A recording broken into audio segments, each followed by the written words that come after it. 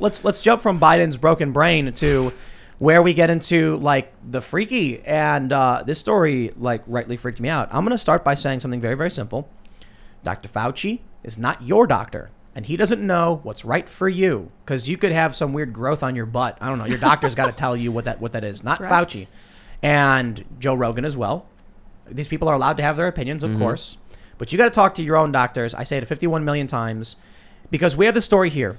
Columbus judge is adding a new term to defendant's probation. Get your COVID shot. This is literally a judge sentencing people to vaccination. Let me give you an example. They say a man named Cameron Stringer entered a guilty plea for one charge of improperly handling firearms in a motor vehicle, for which he was sentenced to 2 years of probation.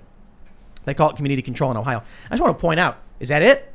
Second Amendment lawsuit right there, right? Yes. If somebody gets sentenced to probation because they were handling firearms, mishandling them, then I think there may be an advocacy group which could sue, get this taken up at the Supreme Court, file an appeal, and maybe get it overturned on the grounds of like, you're allowed to handle firearms, whatever.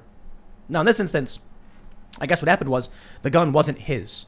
So Ohio was like, not yours, give it back to the owner, 2 years probation. And Stringer must submit to a random drug screening, avoid further legal trouble, return a firearm in question to its rightful owner, and obtain a COVID-19 vaccine within 30 days and provide proof to the probation department. I don't get it. Yeah. Why is a judge telling people to get a medical treatment? This is the problem when you have 50 million celebrities all being like, you should go get a specific... Let me slow down. Imagine if you had every celebrity being like, you should all be taking Percocets. Like, no. Like, yes, I understand why we prescribe these painkillers to people who really need them, but celebrities shouldn't be going on. It's actually against the law, I'm pretty sure, for them to do ads that they have to like label them as ads when they advocate for anything that's like a medical treatment or whatever. Yet in this instance, it is widely acceptable, and in fact, you can get banned for even questioning it. The doctor's got to be the one to tell you, man. Slight question: if the celebrities were like, "You should roll around in the mud," but if they were like, "You should roll around in the mud because it's good for your immune system," is that then considered health advice where the first one's not? The issue is you're allowed to give all the health advice in the world except on this one issue. That's the weirdest thing. Now listen. Yeah. I know. Right. The judge is not a doctor. What happens if this guy goes to the doctor and the doctor's like, you've got a lump on your butt. I'm recommending no for the vaccine. It's got to overrule the court. Right. But what if he's like, I don't care. I don't care what the doctor. He's like, he should be saying you should go to a doctor and request an evaluation to see if you could get the vaccine. And if you can, we would like you to get it. Even that is weird. Right. You know, like even saying like, I'm not going to order you to get your vaccine in 30 days, but I recommend, like, what judge, what jurisdiction? Everything is about jurisdiction there. That's what I'm curious about. Where is the jurisdiction to include that? What if the doctor was like, have you had your appendix removed? And the guy's like, no, Your Honor. Why not? I don't know. Well, within 30 days, submit proof that you've had it removed. So I understand one's a more serious medical procedure than the other. But I'm super curious. What is the precedent for this? We just got done talking about the Tuskegee syphilis experiments. Like, under what circumstances should a governing body be able to tell you you're going to get a medical procedure? You guys are going to love the next part of this. This is an article from Dispatch.com. This is a USA Today Network website. Gary Daniels, a lobbyist with the ACLU, expressed concern about the practice Thursday, comparing it to Ohio judges who have ordered defendants convicted of crimes not to procreate. I'm staying away from Ohio. Whoa, I'm glad I left. What Love you, Ohio, but come on. Yeah. Mr. Crossland, you have been convicted of rocking the ganj. For this, you can never have kids. No babies. You can't stop me, Your Honor. What the heck? Much love, bro. This dude apparently, so like, I actually have the story. This guy apparently had 11 kids. And his crime was not paying child support. Are you joking? That was the crime. Wow. And so they were like, you can't have any more kids. And he was like, BS. And he sued and said, you can't tell me I can't have kids. Yeah. And the Supreme Court was like, you can't tell someone they can't have kids. That's what I'm wondering with this other thing is like, my worry is like, do they have jurisdiction? Is there some weird wording and loophole? I'm pretty sure they do. A lot of people, since the vaccine thing started, have been saying, like, you can't mandate medical treatments and you have no right to my private records. And I'm fairly certain, I could be wrong about this, that there's an exception in the Americans with Disabilities Act for public health requirements. And that does make sense. I mean, like, come on, if there was a zombie apocalypse, you'd be right on board with whatever we had to do to stop the zombie apocalypse. The issue now is, actually, I take that back. Like, it's politics, man. You'd be surprised. I don't think people know how to trust. And I know this is like, it might seem like a huge jump, but even if there was a zombie apocalypse, imagine the amount of people who would be like, I don't trust what anyone tells me. I'm going to deal with this my way. And I kind of feel like that would be a big issue. Like, even if there were a world event that could unite everybody, I don't think people know how to trust enough right now, especially not right now. I don't know if they ever did. You're probably right about that. Yeah. Maybe small communities, but this, like, countries that are this big, definitely not. But there is rule by fear. So I'd be willing to bet that if, like, a zombie apocalypse happened in China, they would just gun everybody down and say, like, look, you know, collateral damage. If we shoot everybody, we'll save the 10% on, you know, non-zombie people. Right. Or you have to move to Ohio. That's even worse. That's the punishment, Yeah. In Ohio, there was this man who his house burnt down. His cat died in the house fire. I forget his name. I think it was Youngstown, Ohio. But anyway, he had a pacemaker, a smart pacemaker.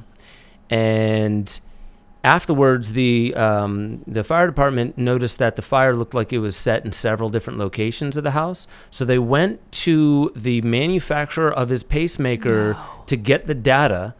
They used that in court to show that he was very active when the fires were set. So his pacemaker testified against him in court. Holy crap. Yeah. Dude, did you hear the story about there was like a murder and then the police subpoenaed Amazon for, I'm not going to say the robot's name because we have one, subpoenaed there's a recording of this and everybody was like, that's not possible. You have to tell it to record. And they were like, oh no, it recorded everything. I heard more about that. Apparently, so it was this is the domestic abuse. Yeah, something like that. And it turned on and then the guy was like, did you call the sheriff? And then it called the sheriff when it heard that. What? And then the sheriff listened in. I don't believe it. This is what I heard. Yeah, it's anecdotal. Bro, I can't get that dumb thing to play the right song half the time. I'm trying to get it to play some Elton John, and it keeps putting on some other weird modern hip hop garbage. Of the world. Yeah. Yeah, seriously. It's got like 20. I'm like, I want to hear Goodbye Yellow Brick Road. It's got like 2050 technology in what data they're trying to gather, but when you're trying to get your song to play, it's like circa 1922 technology. But remember when police departments were using Ring cameras that people have on their front doors, they were hacking in and they had a deal with, I think it was Amazon, and these entire police departments could just tap on in whenever they wanted to. So I totally believe that they used the little friend over there to call the sheriff when somebody mentioned that. That's insane. It's all for our safety. I hope you guys know that. I feel very safe. You're right. Safety over security. Security over freedom. Yes. What does Charles Eisenstein call it? He said, we have been bowing at the altar of safety for so long. And somebody else put it in a way, he said, like, what we need to be doing is demonstrating living at all costs rather than staying alive at all costs. And it really does seem like the way you manage people is you make them believe that death and destruction and bad things are right around the corner, unless behavior modulation, you have to modify your behavior. Let me read you the story from sciencemag.org. Oh boy. A judge said police can search the DNA of 1 million Americans without their consent. What's next? There's also several stories of states pushing back on police subpoenaing ancestry data. So people get these kits from these 23andMe and Ancestry.com. And then the cops are like, let's hit them up and get that data. And so now it's like a big legal battle. And this is an older story, but very much so. Where was that? This is sciencemag.org. It just says, I can read a little bit. Search warrant reported by the New York Times raises the alarming possibility of similar police searches of giant direct-to-consumer DNA sites, such as Ancestry and 23andMe, that are now closed to everyone except company customers who willingly submit saliva samples. They say a detective wanted to find distant relatives of a serial abuser, I'll put it that way, in hopes that their family trees could help them hone in on a suspect, even though most of the 1.3 million people who have shared their DNA with the site haven't agreed to such a search. So this is a genealogy site called the GED Match. It's not the first time. It won't be the last time. No, data misappropriation is literally written into the fine print, so it can be shared in case of X, Y, and Z, and X, Y, and Z can be pulled out of any hat. And I just Fingerprints on your phone. Interesting. How many people have taken their smartphone and given it all their fingerprints for convenience? I've done that. And now Apple and Google are like, when you have you read the terms on this thing? I'd be willing to bet it says you give us access to your fingerprint image to use and exploit as we see fit, because how else would it actually work? Wow. They need permission to use your fingerprint. Then they have it. And when they get subpoenaed for your fingerprints, congratulations, you fingerprinted. Yeah, totally. And you mentioned Ancestry.com. They were just bought not too long ago, 75% of which bought by Blackstone.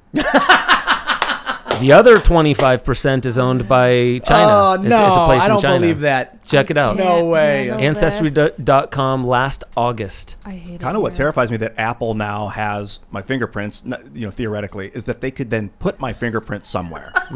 Blackstone bought your DNA. Come on, man. Look at this. And It's your from house. Yes, Can't Blackstone.com. Literally from their website. Blackstone completes acquisition of Ancestry, leading online family history business, for $4.7 billion. Yo, they bought your DNA, dude. And you know what the funny thing is? I'll tell you this. They don't got my DNA. They got my parents' DNA. Yeah, though. that's all. They got both my parents' DNA. So they got some amalgamation of yours, though they don't know exactly which ones made it through, but they might have enough. They might know that you are 97.3% likely to have a certain gene marker or something like that. Thanks for checking out this clip from the Timcast IRL podcast. If you want to see the full show, come back to this channel, youtube.com/TimcastIRL, Monday through Friday at 8 p.m., where you can leave comments and super chat, and we actually will read your comments on the show. Don't forget to like, share, subscribe, and if you want exclusive members-only content, segments you can't get anywhere else, go to timcast.com, become a member, and we even have full bonus episodes. Thanks for hanging out, and we'll see you all next time.